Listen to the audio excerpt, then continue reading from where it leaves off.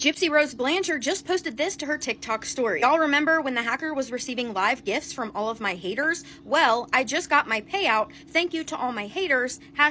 #karma. So how much money do we think Gypsy got from when that guy was going live? For anyone who doesn't know, there's actually a website that you can go to. It's called tickleap.com. You can type in someone's username and then it will tell you how much money they received in TikTok gifts for each specific day. And if we go to the date that Gypsy's account was taken over, which was 12/27/2024, we see that they received about $306 in gifts, and then the next day, roughly $7. So if this is accurate, Gypsy would have received $313. Now, I'm not exactly sure how accurate this website is, so this is just a rough estimate. And then anytime you get sent gifts through TikTok, TikTok does take a pretty big percentage. I'm not exactly sure why people were gifting the TikTok hacker to begin with. Seems that people like to gift like larger celebrities and influencers. Gypsy Rose Blanchard, the name that once carried the weight of a tragic story of alleged abuse and survival, has once again found herself at the center of controversy. Her actions, both online and in real life, have stirred public outrage, leading to a deeper scrutiny of her life post-incarceration. This time, it's not about her past with her mother, Didi Blanchard, but about her recent behavior that has left people questioning her motives and morality. Let's unpack everything layer by layer and see how Gypsy's narrative continues to unravel. The most recent storm began when Gypsy took to her TikTok story, seemingly celebrating her success in retrieving money from gifts her account received during a live session. In her post, Gypsy wrote, "Y'all remember when the hacker was receiving live gifts from all my haters? Well, I just got my payout, TY to all my haters," and ended it with the hashtag karma. This post, drenched in arrogance, set social media ablaze. Many found it unsettling that Gypsy would boast about getting a payout, especially under circumstances that are questionable at best. The post showcased a level of tone deafness that many saw as a clear sign of her indifference to public perception. The choice of words, particularly karma, struck a particularly ironic chord with critics, given the controversial trajectory of Gypsy's life. For someone whose story once evoked public sympathy, this post felt like a glaring reminder of why opinions about her have shifted so drastically. Some people might hide from the spotlight, but you're going in a different direction. Sometimes I kind of feel like I have no choice. Gypsy's once fragile image, shaped by the abuse allegations against her late mother, has eroded as she's repeatedly made choices that alienate her audience. Her reference to karma particularly caught attention, as many felt it was bold of her to evoke the concept when so many of her challenges post-prison seemed to be self-inflicted. When Gypsy emerged from incarceration on parole, public expectations leaned toward a narrative of redemption. Many believed she might use her platform to share lessons learned, advocate for abuse survivors, or quietly rebuild her life out of the spotlight. Instead, she has made repeated headlines for actions that invite scrutiny rather than praise or empathy. What strikes me odd is she continues in that interview to say how she is an advocate for abuse, and she's all about prison reform. Adding fuel to the fire was the timing of her announcement. Critics noted how Gypsy's celebratory tone about receiving money overshadowed the questionable ethics of profiting off gifts allegedly intended for a hacked account. The nature of the payout itself left many speculating about her intentions, further casting doubt on whether she has moved forward in a meaningful way. This incident highlighted the ongoing tension between Gypsy's desire for public attention and the public's waning patience for behavior perceived as manipulative or opportunistic. Checking to see if we remember that people gifted the hacker when he hacked her account. And now she's bragging because she got a payout. Of course you got a payout, Gypsy. You always get the payout. But you know what I remember? I remember that you were the dumb, swift one. The swift one who thought that TikTok was begging you to have your account verified. And you were so smart that you went and you clicked on that button and you answered all those questions. And you, being as smart as you are, sweet cheeks, gave your account to a hacker. we all remember that too. Gypsy's use of karma to address her critics is especially rich given the trajectory of her life. Let's revisit a few moments where karma might have played its part. The memoir debacle. After her release, Gypsy published her memoir, My Time to Stand. The book, intended to paint her as a victim of her mother's alleged abuse, faced significant backlash. Readers dissected her narrative, pointing out inconsistencies and half-truths. Critics noted that the book seemed less like an honest recounting of events and more like a calculated attempt to gain public sympathy. As readers scrutinized her claims, the inconsistencies piled up, leading to widespread returns and poor sales. The failed memoir not only tarnished her reputation, but also cemented the public's growing skepticism about her credibility. What is one thing that you hope that people take away from the book?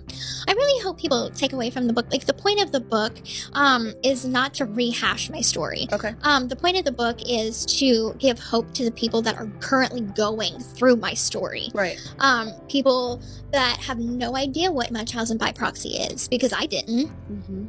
People that are in domestic violence relationships, they could relate to the mindset that I was in. Absolutely. I don't ever want people to read this and be like, oh, I am inspired to go commit a crime. That is not the point of this book. Right.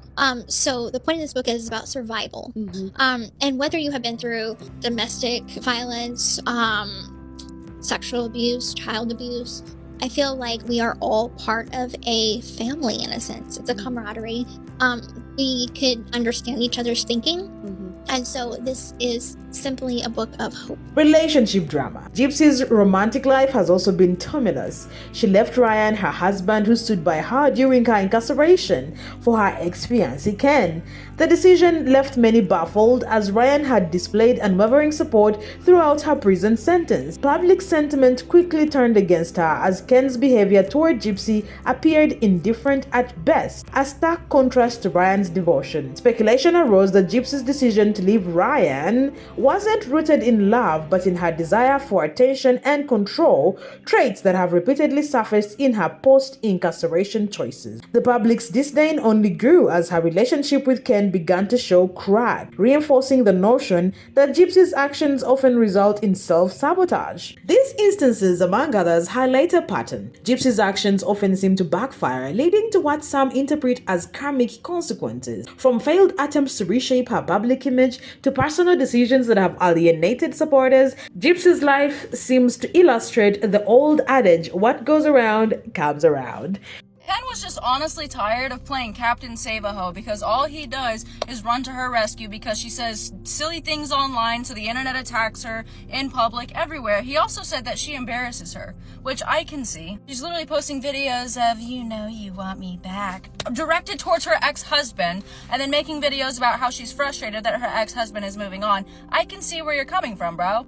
Returning to the TikTok incident, many questioned why Gypsy would take such pride in receiving money from gifts her alleged hacker collected.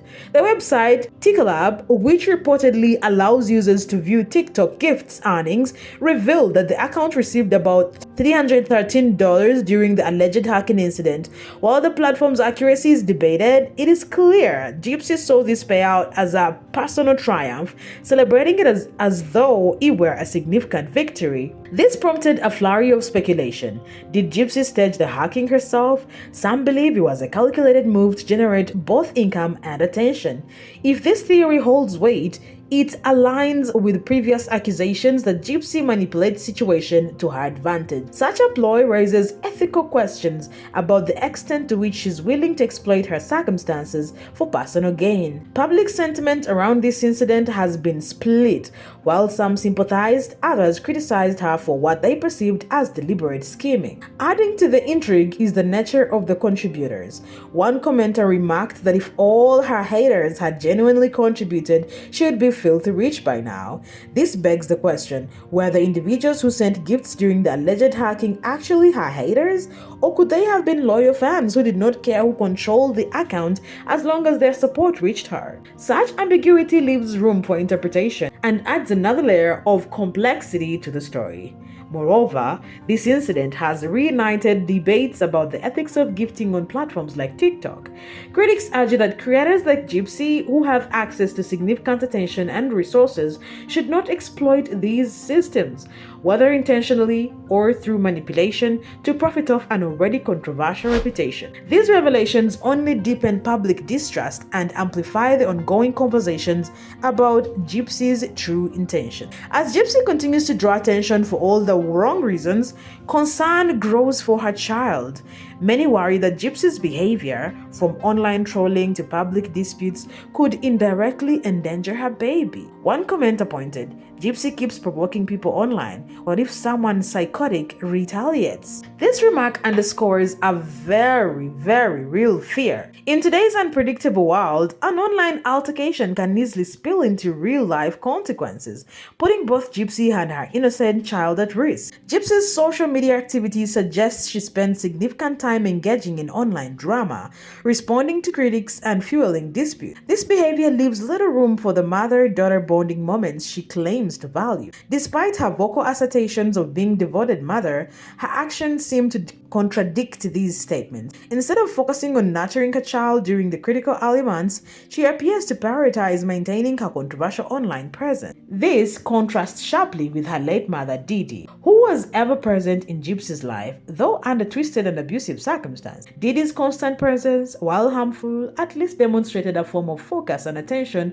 toward her daughter. In Gypsy's case, public sentiment increasingly leans toward the belief that she is failing to prioritize her child's well-being, leaving many to question whether she fully grasped the responsibilities of motherhood. The disparity between Gypsy's proclaimed love for her child and her seemingly self-centered actions adds another layer of public discontent.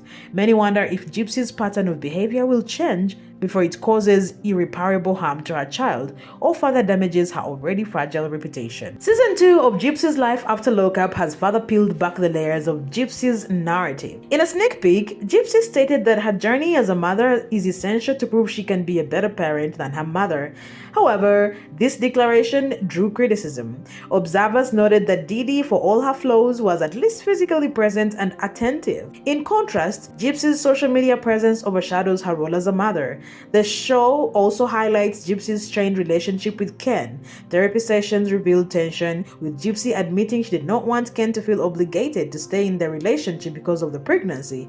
This acknowledgement hints at deeper issues within their marriage, fueling speculation that their relationship is on the verge of collapse. Gypsy's portrayal on the show has also reignited questions about her honesty. She accused people of reporting lies to her parole officer, yet many of the reports involved legitimate concerns about her parole violations, such as contact with her ex-cellmates and earning money from her crime story. Additionally, footage of parole officers visiting her home contradicted her earlier denials of such visits. These contradictions have eroded public trust in Gypsy's narrative, making it difficult to discern truth from fabrications. Gypsy's story has taken a sharp turn from one of victimhood to one of self-inflicted chaos. Her memoir's failure, the backlash from her social media antics, and the unraveling of her relationships all point to a life marked by poor choices and their consequences. Perhaps the most telling moment came when Gypsy admitted on the show, "I feel like I've lived 10 years in the 1 year I've been out of prison." This statement encapsulates the whirlwind of drama, regret, and self-sabotage that defines her post-prison life. Gypsy's latest actions, from TikTok bragging to starring controversy on her show,